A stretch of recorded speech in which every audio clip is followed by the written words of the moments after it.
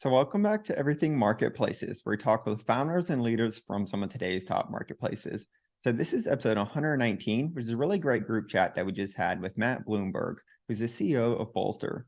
So, Bolster is an executive talent marketplace that matches startups with highly vetted executives for fractional, advisory, and board roles. So, prior to starting Bolster, Matt was the founder and CEO of Return Path, which he scaled to acquisition. To top all that off, Matt is also the author of a few top selling books on startups that I'll link to in the notes below. So this is a really great chat with Matt. We got to learn more about his experience scaling Return Path, key learnings that he's now taken with him to Bolster, did a deep dive into Bolster as a talent marketplace, and also had a really great group Q&A. So I really enjoyed this conversation, and you're going to find it a great watch to the end.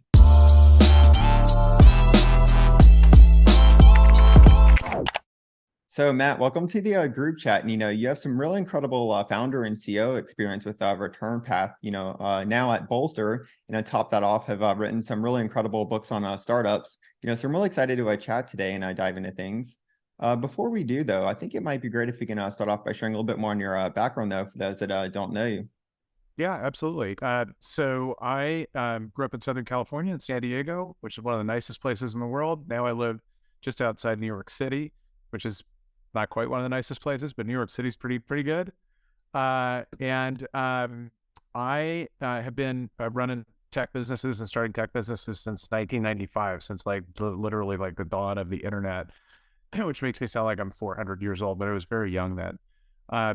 I built and ran the online business for a company called MoviePhone from 95 to 99. For those of you who remember the 777 film phone service, which then became MoviePhone.com, which got acquired by AOL. So I built that business inside of the existing company, MoviePhone.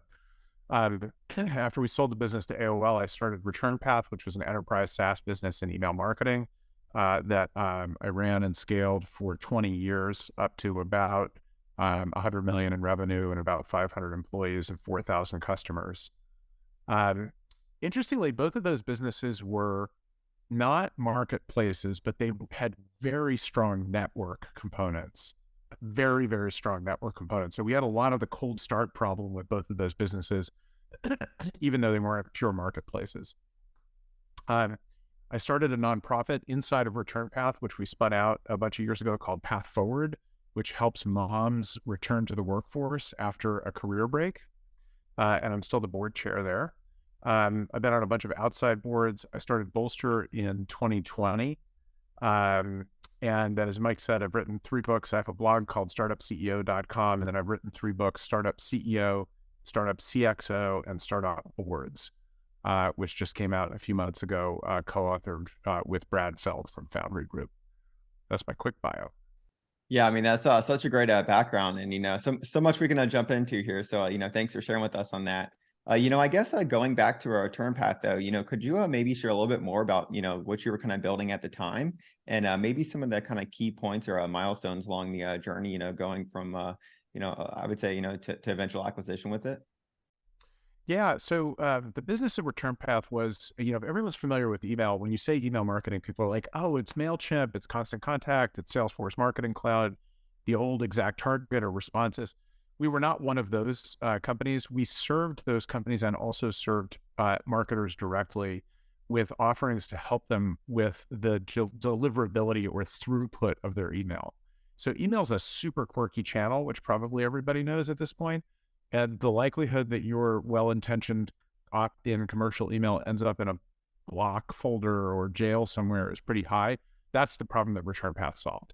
And we were kind of a category creator, category definer for that particular business. We had it 20 years along the way. We managed the business through 9/11, through the dot-com bust, through the global financial crisis, like lots of twists and turns along the way. We did a lot of different financings, any type of financing you can think of, we probably did.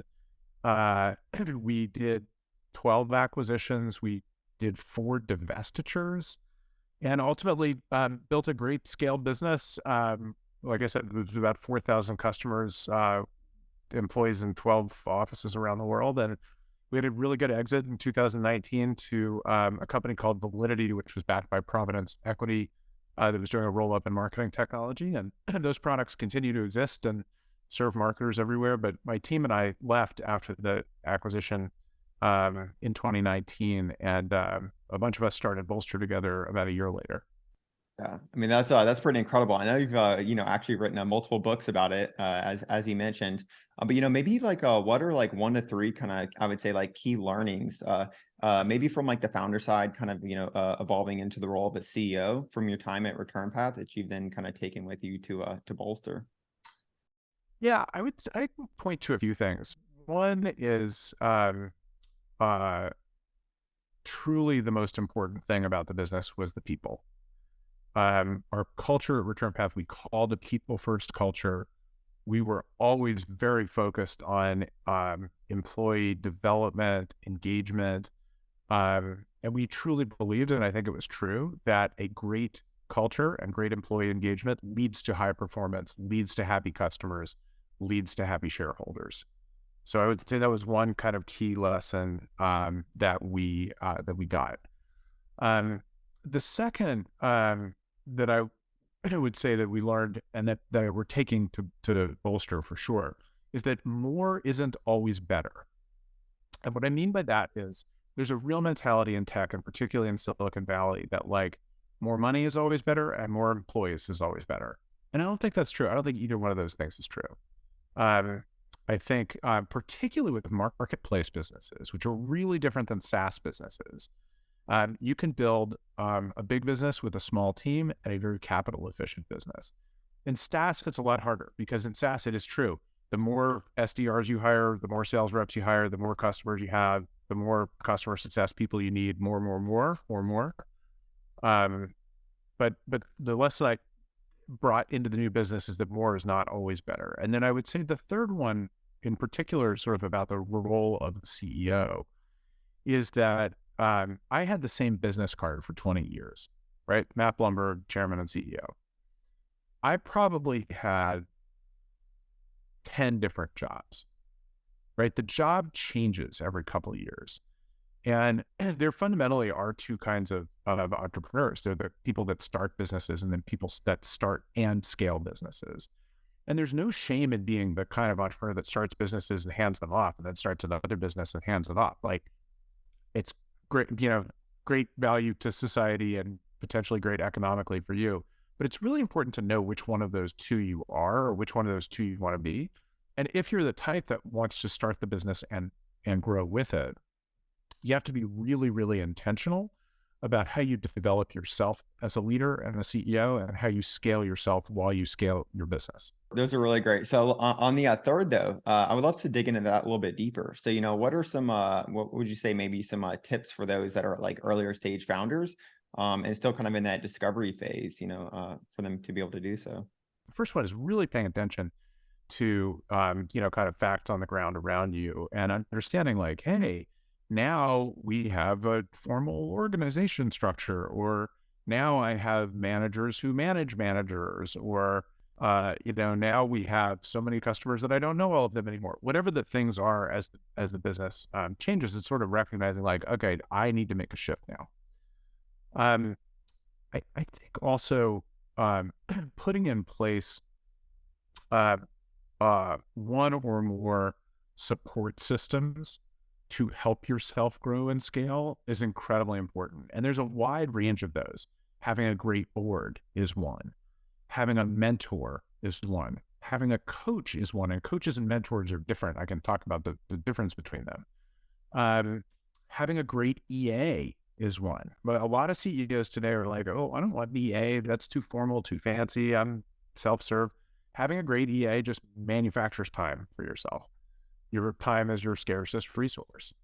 Having a CEO peer group can be a really, really valuable thing. So they're like a bunch of tools and support systems you can put in place. You don't have to do all of them at once, but in order to scale, and in order to scale to be, hundreds of millions of dollars, hundreds of employees, you probably do need all of them over time. Yeah, you brought up some really great, I would say, kind of like tools there, and and kind of tips. So you mentioned startup boards, right? And I know you actually wrote a whole book on that. So could you maybe share a little bit more about, I would say, your experience kind of with startup boards and, maybe how that can kind of translate over to early stage founders here? Startup boards are usually a mess, and they don't need to be. And most founders that I talk to, when I talk about a board, they either have like a vacant look in their face, like, what, board? I don't have a board. My board is me and my co-founders, right? Or they roll their eyes and they're like, oh, my board is such a pain in the ass. I've got, 3 VCs and 2 founders, and it takes me a lot of time to prepare for it. And the reality is a well-built and well-run board is actually one of your biggest strategic assets or secret weapons as a CEO. But you have to be really intentional uh, building it that way and about running it that way for maximum success. And my friend Jeff Lawson, who is Twilio's founder and CEO, has this one of many great sayings of his is, I have 2 teams as the CEO. I have my management team and I have my board. And I'm really, really lucky to have 2 teams. And I completely and wholeheartedly espouse that. And, I think that the trick to the whole thing is from early on, day one, or you're all past day one now, but as early on as possible, build as independent a board as possible. Don't have co-founders on it. You already have 100% of your co-founders' mind share. You don't need to also give them one of your very few precious board seats. Before you pack it with VCs, like put independent directors on the board, build a function of accountability, build a function of strategic advice, use those board seats, even if you have a 3-person board and it's you and 2 independents before you do your first VC round, use those magic bullets to reach high and bring people in around your strategic table who complement the skills that you have as a leader and the skills that you have on your executive team and help you vault the business forward.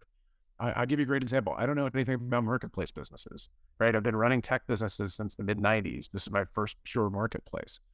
My first independent director, and I have 3 independent directors. I'm only 2.5 years old.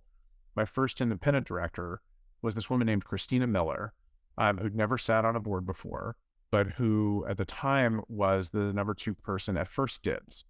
Right? First Dibs is a marketplace, now a public company for antiques. So antiques and senior executives are different, but they're both pretty expensive considered purchases that historically have been done by hand. And I added her to my board. She's now the chief operating officer for Gold Belt, which is another super cool food marketplace. She rocks the house. And I have a board with some tremendous VCs on it. And she adds more value than most of them. That's a really great example on that, and definitely sounds like a great board member. So how did you think about like initially kind of constructing the board? So I know you gave an example before as far as like 2 independents, maybe if you have like a small kind of board. I have a rule of thumb around this, and my board is not necessarily the right thing to look at because one of the things Bolster does is we help build boards, and we have a big focus on diverse boards. So, and I've been doing this for a long time. So like I have a 6-person board with 3 independents, and I had that as a 1-year-old company. You don't actually have to do that much. But my rule of thumb is the rule of ones. It's add independent directors from day one. And then it's have only 1 founder on the board. And then for every 1 investor who joins the board, have at least 1 independent on the board.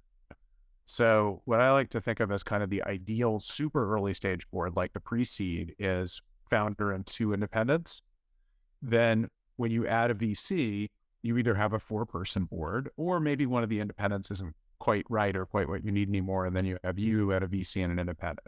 When you're getting ready for your next round, you're going to add another VC, add the independent while you're doing the round, before you're doing the round. So you're not in this hole that we see all the time at Bolster now. I have like Series D clients come to me and say, I have a problem. I'm trying to get the company public in 2 years, and my board is 3 founders and 3 VCs, and we're all white guys in our 50s or 40s. What do I do? We've had a couple of those where we've literally done like 3 board searches concurrently for the same company to like fix the board. So you don't need to be in the position of needing to fix the board. You just have to build it thoughtfully from the beginning. Yeah, certainly. It's probably going to lead to some questions here when we get into the group Q&A.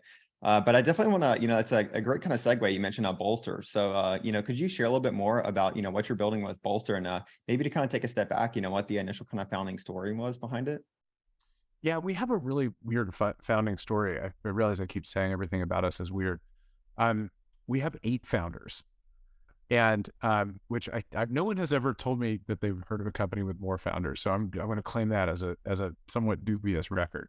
But what it really was, I had a group of people that we had worked together for, most of us, for 10 to 15 years at the last company, and our number one priority, back to my sort of people first mentality, our number one priority when we sold Return Path and decided we wanted to do we were all ready for our next thing, was that we wanted to have a hand-picked team and do something together. So very fortunate to have a group of co-founders who have a very high level of trust, high degree of familiarity, great execution patterns together. That sort of takes a lot of the friction and drama out of the system. And for us, starting the business, we sort of took a step back and said, okay, what are we passionate about? No offense to our prior business, but it's not email deliverability. We did great work there. I loved it, but it wasn't like what got us out of bed every morning. What got us out of bed every morning was the human part of the business, and was building a great culture and a great organization and building great leaders in the organization. One of the things I'm so proud of our 1,400 alumni at Return Path, I think we now have at least 12 CEOs, and hundreds of senior executives. And our team had spent a lot of time doing mentoring both inside the company and outside the company. And we said, you know what, when we look at the startup landscape, there are 3 things that are required to build a successful startup. You have to have a great idea, you have to have money, and you have to have a great team. Lots of places have money. Although one of the things we did was we actually did start a venture fund called Bolster Ventures, but that's a separate topic. A lot of places to get money. Entrepreneurs are the ones that come up with ideas, and places like accelerators and studios can really help you shape ideas. That's kind of their role in life, right? But when we looked at the talent ecosystem, we said, the sort of market or process around executive talent and startups is kind of broken. And it's broken in 3 ways. One is there's a path to hiring senior executives, which is incredibly expensive and time consuming, called executive search. There's the second path to hiring senior executives, which is not diverse and error prone, which is I emailed my friends and my advisors and told them I needed someone and they gave me someone. Like, okay, not really comprehensive. And the third problem is there's this, sort of legacy corporate, America practice of like, you either hire someone or you don't hire them. And the reality is none of those 3 things suit the world of startups well. The world of startups, as you all know, dynamic, agile, frugal, and super fast paced. So what we've built at Bolster is a marketplace for executives to connect in with startups. And we try to address those 3 problems in different ways. One is by being a marketplace and with a lot of focus in the way we build supply in the marketplace, we have a very comprehensive and diverse group of executives to pick from. And search algorithms that don't just weight your friends. The second thing is we're super fast and super cheap, right? We're an online marketplace. We're not Diversa or Heidrick and struggles with incredibly expensive overhead, offices, process, et cetera. And the third thing is we believe there are lots of ways that executives can contribute to the success of startups. And it's not just the binary, I work there or I don't work there. So the same way that lots of marketplaces have moved fractional labor from the world of Uber into white collar, we are a marketplace. In addition to doing full-time roles, we do any flavor of part-time role. You can find someone on Bolster for a 1-hour expert network session. You can hire a board member. You can find an advisor, a mentor, a coach, a fractional executive, an interim executive, or a project-based executive. So it is, sort of any use case of a senior person helping a startup. That's a great overview. So thanks for sharing with us on that. So did you start with executive from the beginning, or?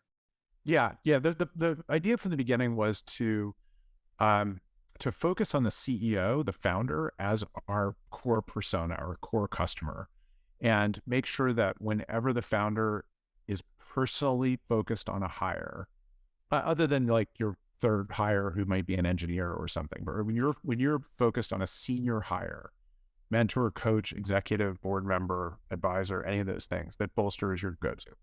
Got it. Yes. So I'm curious to also learn a little bit more. In the very beginning, marketplaces typically have the chicken and the egg problem, right, or the cold start problem. Gold star problem, yeah. Yeah, yeah. So how did you think about kind of overcoming that in the very beginning? Um, yeah, it's interesting, and I spent a lot of time reflecting on the networks that we had built at MoviePhone and the networks that we had built at Return Path, which again were kind of analogous, even though they weren't marketplaces. And decided that the best way to start was just brute force both sides at the same time until we had enough of both that there was liquidity. So it is one of the benefits of having the 8-person founding team. I have a really large network at this point, but so do my co-founders. And we just did and still do hand-to-hand combat, hand-to-hand recruiting. Uh, the first 1,000 executives who were members in the marketplace and the first 200 or 300 clients who were CEOs hiring people, literally all of them were people we knew. And our early days were sort of a mix of customer discovery, customer validation, and recruiting. um, we had a zero cost, sort of no barrier to entry to sign up for an account. And at least you can be in the system and you can poke around and see what's there. But our cold start problem was really a brute force one. We didn't do what I always refer to as uneconomic business development, right? We didn't pay people or subsidize, to have people join. Um, and I don't know if we did everything the textbook way. I'm sure we didn't. Andrew Chen's book is fantastic. There's a whole bunch of stuff. I just read it again a couple of months ago that I was like, oh, we didn't do that one. Didn't do that one. We did that one. But the beginning was really just, we decided from the beginning, we just wanted to do stuff by hand and learn as we went and automate and build as we went.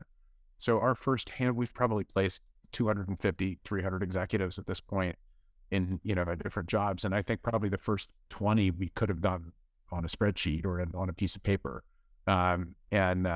Just keep building and building and building the technology as we go and as we understand what the needs are to make the marketplace work and to drive liquidity.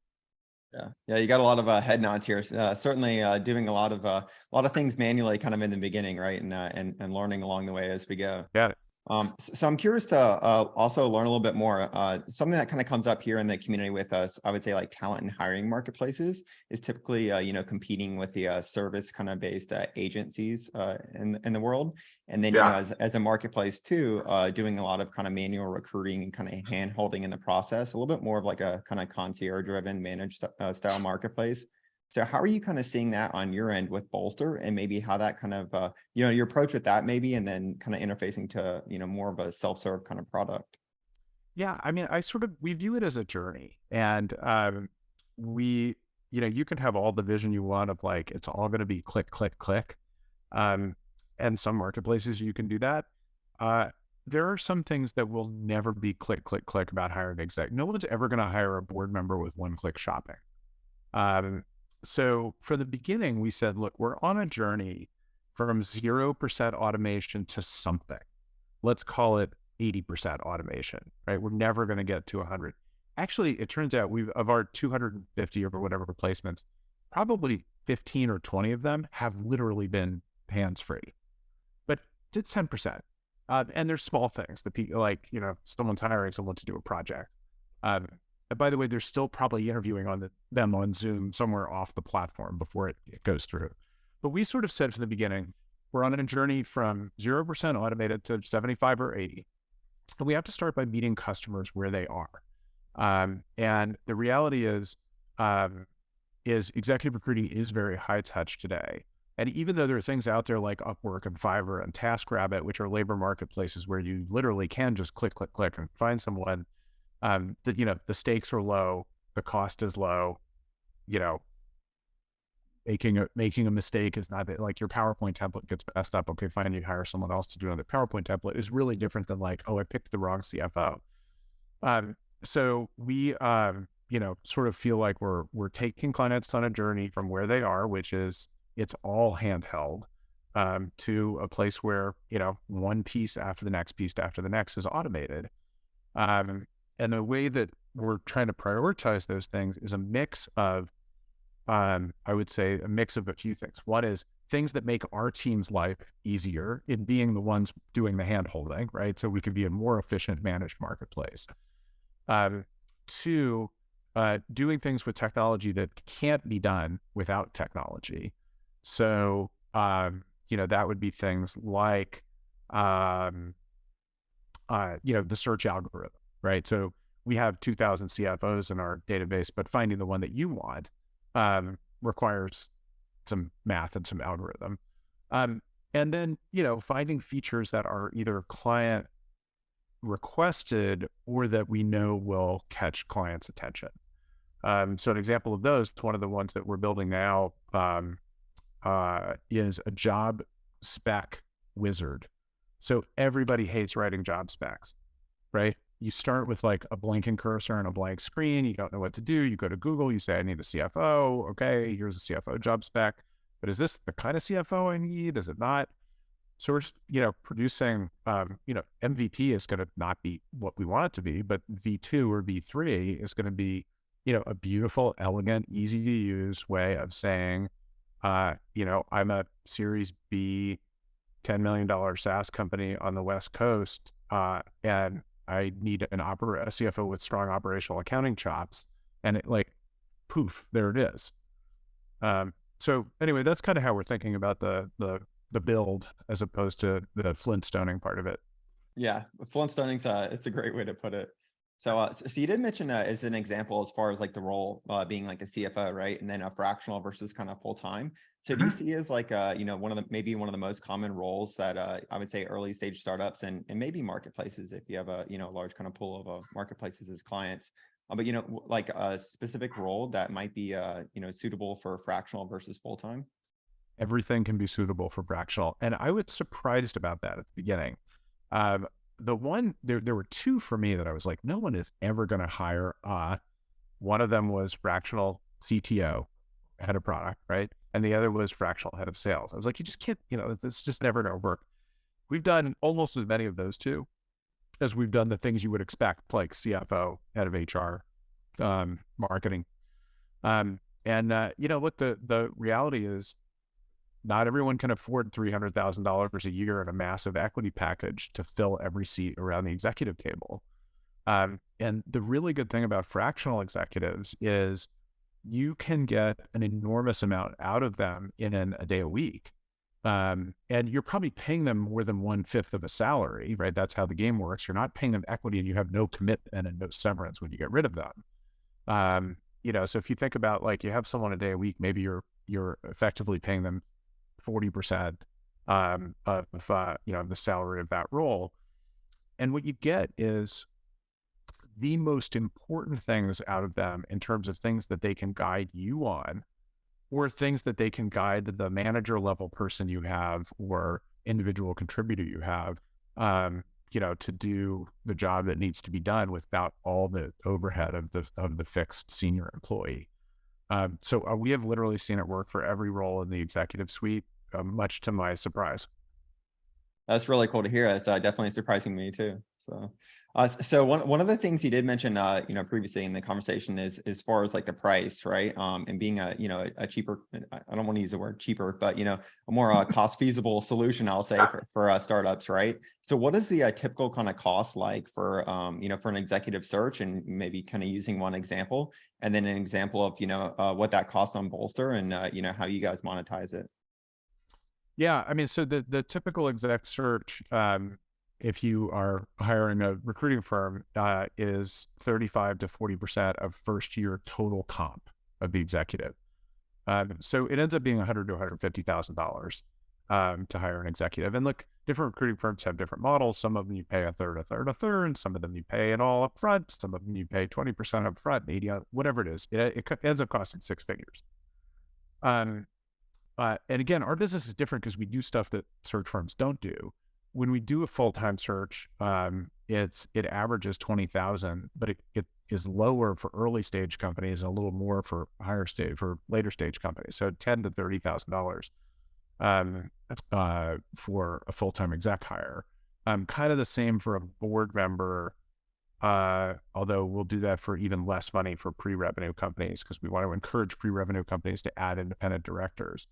And those are just kind of fixed placement fees, or, in marketplace language, right? It's a transaction fee.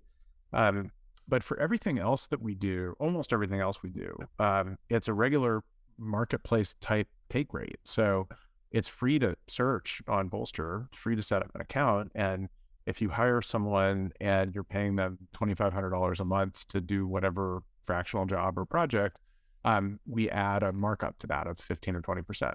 And we do the billing, we do the collections. We just kind of take our fee as part of that, like a normal marketplace would.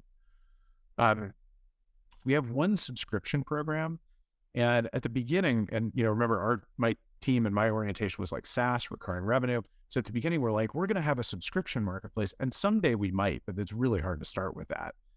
We do have one subscription program, which is really cool for early stage founders and CEOs. It's like a mentor on demand subscription program that has kind of a small monthly fee and a small equity component to it.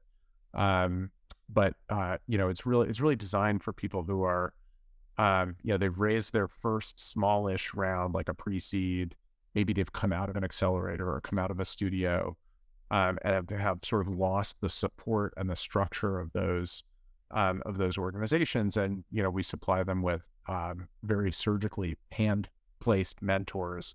If you're running a marketplace, you're going to get a marketplace mentor. If you're running a SaaS business, you'll get a SaaS mentor, and all the mentors are sort of post-exit CEOs. So we do have one subscription revenue stream. The other two are more transactional. That's really interesting. I actually didn't know the fee that agencies are taking right now. So I've been out of the executive hiring space for about two or 3 years from now. So haven't paid those fees, but I can definitely see how Bolster's very attractive on the savings on that. So we're going to get into questions here in a little bit. Otherwise, you and I could just go on chatting for quite some time here. But right before we do, so I did want to ask about the the fundraising journey, because you guys recently announced your I believe it was a Series B round.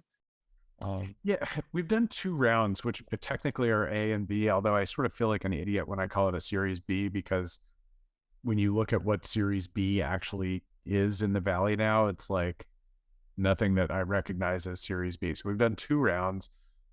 I guess they're a pre-seed and a seed, or maybe we skipped pre-seed and it's seed and A. But we were fortunate that the VCs who had backed us at our last company wanted to back us at the next company. So we probably started with more of a balance sheet than otherwise we would have. But we have a really, really strong cap table with Union Square Ventures, Foundry Group, Costa Noa Venture Capital, High Alpha, and Silicon Valley Bank on as equity investors. Yeah, we'll just call it a recent round, right? But congrats on that, by the way. Yeah, and then we did raise a fund, Bolster Ventures, concurrent with our last financing, which is it's a normal fund structure. It has LPs, it has GPs. It's just that the GP is Bolster. So it's closely related, and that fund invests in our subscription clients, in the founders that do the mentor on demand program. Yeah, very cool. And what stage for those kind of investments, just for some reference for founders? We are both stage agnostic and sector agnostic. You just have to be a client of Bolster Prime, which is that subscription program. So almost all of the clients in that program, we have one Series B client, like an actual Series B client, a couple Series A clients. Most of the clients in that program are pre-seed and seed.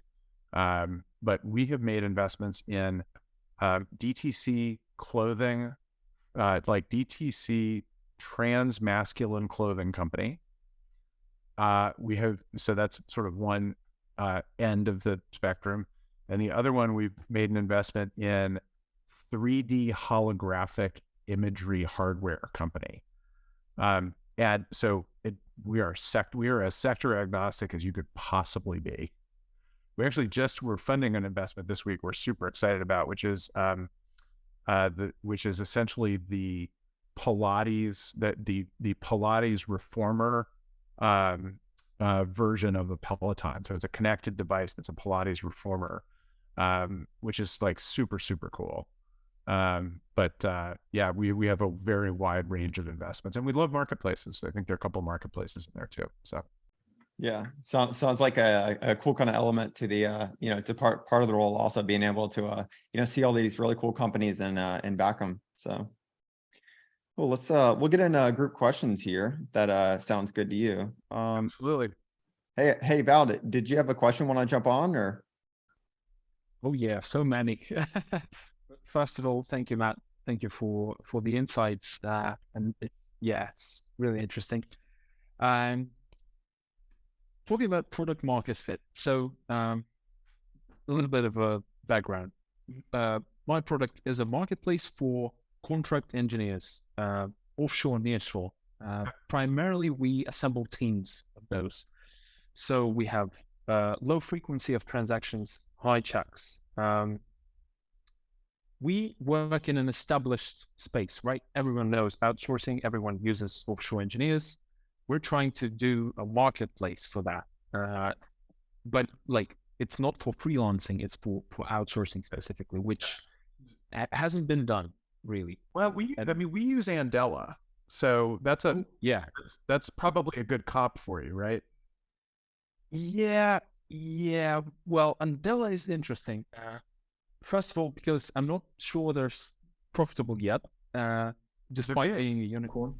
They're big, yeah, absolutely. They started as an outsourcing agency essentially, and now they're transitioning into a marketplace for contract talent. So that they're sort of leaving the outsourcing space behind, and they're transforming into another top towel, which is odd but interesting. But yeah, so the problem we're having is we're talking a lot about product market fit and finding our niche, and this lack of wind in our sales. We're both like sales about boats and sales in our as in our revenue generation. We're really like it's a challenge for us. We've grown a lot in we doubled in 2021. We're at 10 million GMV right now, so it's not nothing, but It's not nothing at all. it's but it's growing so slowly. So we've been thinking about the niche. We've been thinking that we're spread too thin. We're working with everyone essentially. So my question to you is, how do you think about product market fit at Bolster, and do you at all in an established space? Yeah, I mean we're obsessed about it, and I am always terrified of getting product market fit wrong, which is something that happened to us at Return Path a couple times with like new products or product extensions or something, not the core product, and it's so easy to fall into a trap of like, hey, 10 customers bought it, therefore we have product market fit. Well, it's like, well, what 10 bought it and why did they buy it? And is that really projectable onto a broader sample? And I'm always been worried about that here at Bolster too, because as I said, the first, X hundred or thousand users of Bolster were people I knew. So I was really wary of like, well, that doesn't count as true product market fit. So I don't know that there's a magic answer to like knowing when you have it or when you don't have it, but it's definitely when you start getting traction from people like outside your sphere and a wide enough variety of clients, or a really clear pattern of what it is that that's inspiring people to buy. But it's for sure a challenge, and I actually think it's a bigger challenge for businesses where the purchase is larger, less frequent, more considered. I don't know. I don't know Andela super well. I know we use them, and we have 4 engineers in Africa. They've been with us for over a year. We're pretty happy with them. I do know a guy that was a senior exec there for a while. He was their CFO. He's no longer there. He's kind of an advisor of ours because he's really a marketplace guy. I know he was a little frustrated with the fact that they weren't really a marketplace and they were really an agency and not really transitioning fast enough to marketplace. But I don't know. I don't know. I don't know a ton more about them or what you're doing. I've also heard really good things lately about A-Team.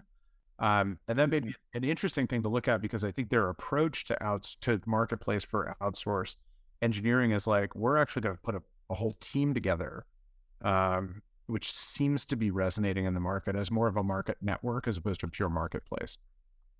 Thank you. Thank you. Yeah, A-Team is interesting. They're sort of trying to do something that Gigster has already tried.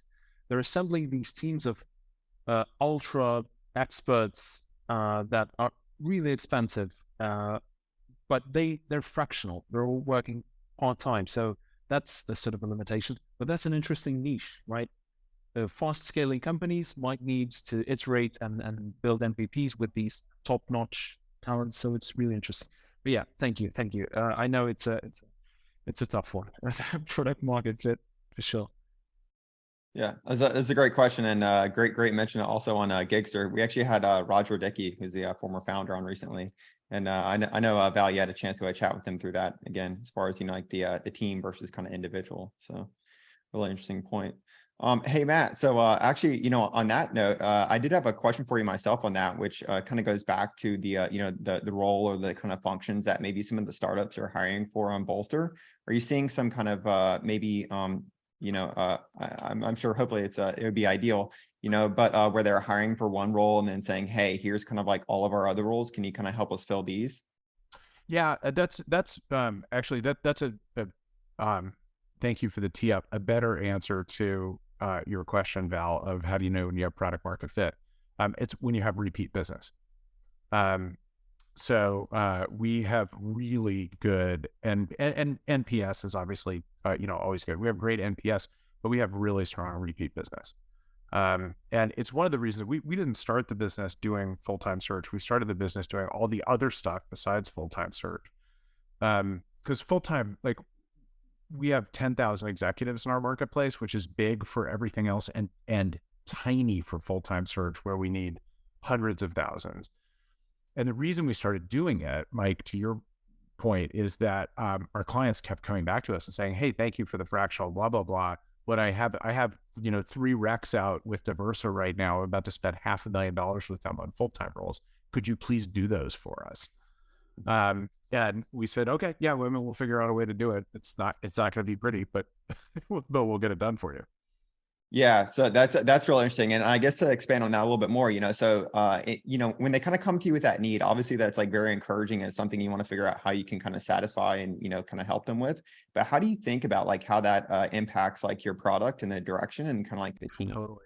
I mean, it's got to be look, the thing with any startup is keeping enough focus to it so you're not spread too thin, right? So for us, and this may be a useful template for other marketplaces, our view from the beginning was we have the same body of supply and the same body of demand.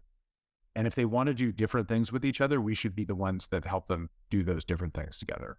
But what we won't do is go get a different kind of supply or a different kind of demand. That to me would be a pivot. That's actually the true definition of a pivot, right? One foot stays planted and the other foot moves. And we have opportunities to do that all the time. Like, what's an example of that? Okay, so we have all these executives in our network. Should we also build a business like Pavilion, where we're doing, these expensive paid memberships for CMOs or CROs? We could do that. We got a lot of CMOs sitting around, CROs sitting around. It's actually a different business. Maybe someday if we're 100 million in revenue and looking for, a path to double that quickly, and we want to add a business, we can do that when we're at that scale. But for now, it's like same supply and same demand, whatever use case they want. Yeah, it's always great when you don't have to reacquire supplier demand as far as to expand. So yeah, cool. Let's see. Hey, Tara, did you want to come on with a question? Hopefully, I'm pronouncing it. So my name is Tara Osman. I'm the founder of Farmish. It's a marketplace app for local food and farms. And I launched it in March of this year. We have almost 200,000 users all over the US and Canada, all organic user acquisition. Good for you. And I'm a solo founder, first time founder. So building a network is really important to me. I'm just coming out of an accelerator. So it really resonated with me what you said about when you leave that network and what that next step is.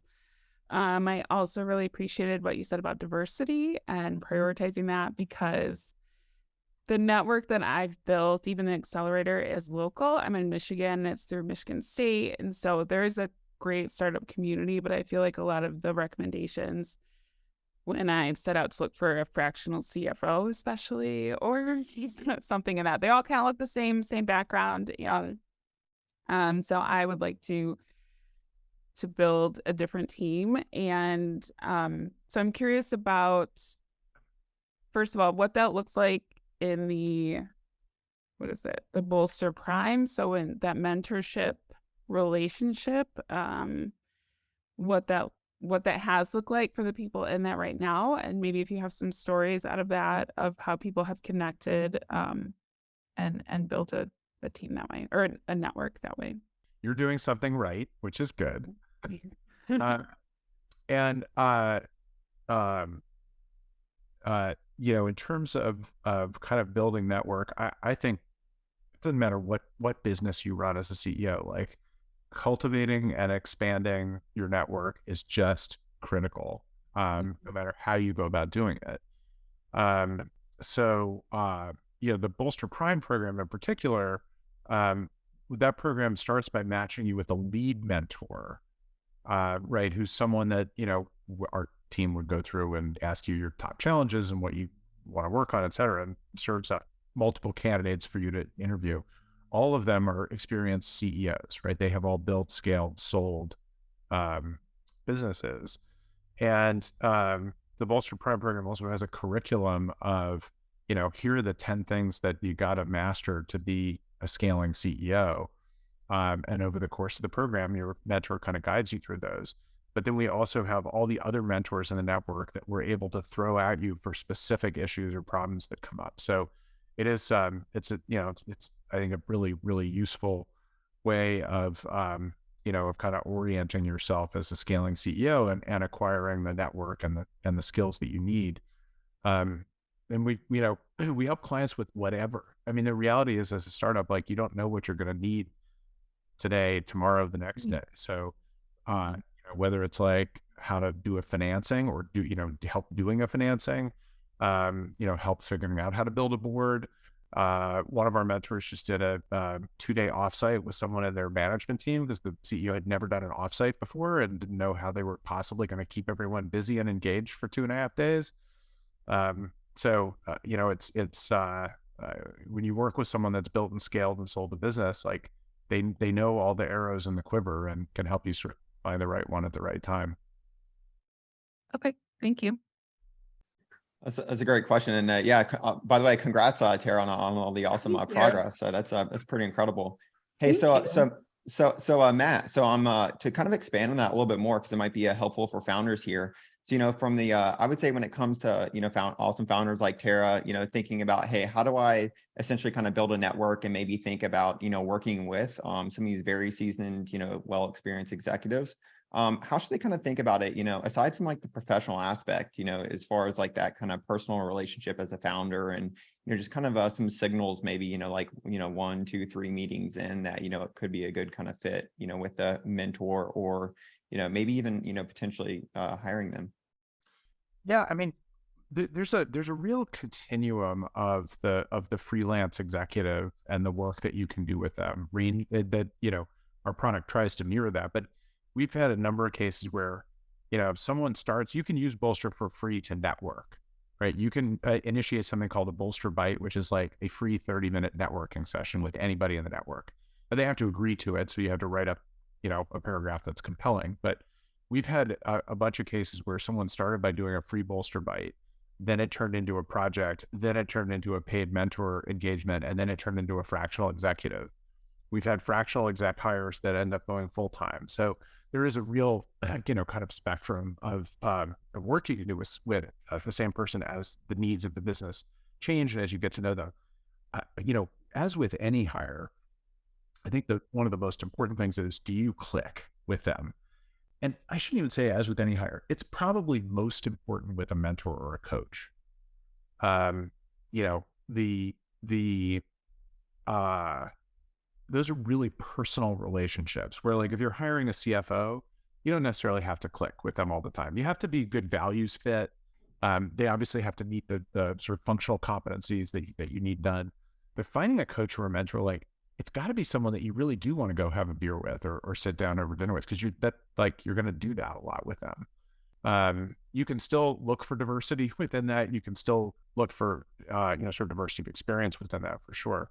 But that personal chemistry is really, really critical. And I don't know that there's a formula to building out, sort of a network of friends of Farmish or advisors, but I think it starts by you identifying the kind of people and the kind of experiences that you'd like to surround yourself with. So you and you know your team, and you know what you're good at, and you know what your blind spots are. And if you map that out against the needs of the business, you can start painting a picture of, like, man, it would be really helpful if I had, someone around me that knew product-led growth. And boy, it would be really useful if I had, someone around me that understood, the complexities of labor law, and when someone has to be a contractor versus a W-2, like whatever the gaps are for your business. And then, use your network or use Bolster Bites for free or whatever to start finding some of those people and just meeting them. It's a great way to kind of wrap things up here. So I know we're almost out of time here, but yeah, we covered so much ground. So I appreciate, taking the time to join us here, Matt. This is really awesome. Learn a little bit more about your experience and kind of what you're building now with Bolster also. I did have one question for you though, and what does the future of Bolster look like in, say maybe 5 to 10 years? And what do you think some of the biggest challenges are to getting there? It's a small question there to wrap up, Mike. Thanks. I think the biggest challenge, I'll answer the question backwards. The biggest challenge we have is we're changing habits, right? And there are 3 habits we're trying to change. The habit of emailing your board and friends, like, I need help finding someone. The habit of going to LinkedIn, and the habit of, when all else fails, go to an expensive recruiter. Those are 3 pretty ingrained habits. So that's our biggest challenge. Now, Uber had a pretty big challenge too, which was, how the hell is anyone ever going to get into the back of a stranger's car that isn't licensed and medallioned and regulated and whatever, and they're Uber. So, what do we look like in 5 years? I hope that in 5 years, we have cultivated a tribe. I don't think we're going to change everyone's habits in 5 years. But in 5 years, I hope we've cultivated a tribe, whether it's the early stage ecosystem, like the, sort of the Techstars alumni of the world, pockets of CEOs around VC portfolios, which is part of our distribution strategy, et cetera. I hope we have cultivated a tribe of CEOs that understand what we do and understand why this is a better way of finding senior people. And that we continue to just blow them away with. Our last Net Promoter score was 96. Like, that's really good. Like, if we keep doing that, we will have solved that problem of changing habits. But it's just going to take a long time. Yeah, certainly. So I had usually two questions, so I had to pick that one. So I figured you could take it. So awesome. Well, thanks again for joining us here today. And this is the actual kind of final, last but not least, where can we keep up with you? Totally. So I'm on the Everything Marketplaces platform. You can DM me there, but my email is matt@bolster.com. And my blog is startupceo.com. And actually, Mike, you know what? If you give me a second, I will try to find this while we're talking. I actually have a link to it here and some info that you sent me in the past. So what I can do is I can share it with everyone after on the event RSVP and then the recap. So been better.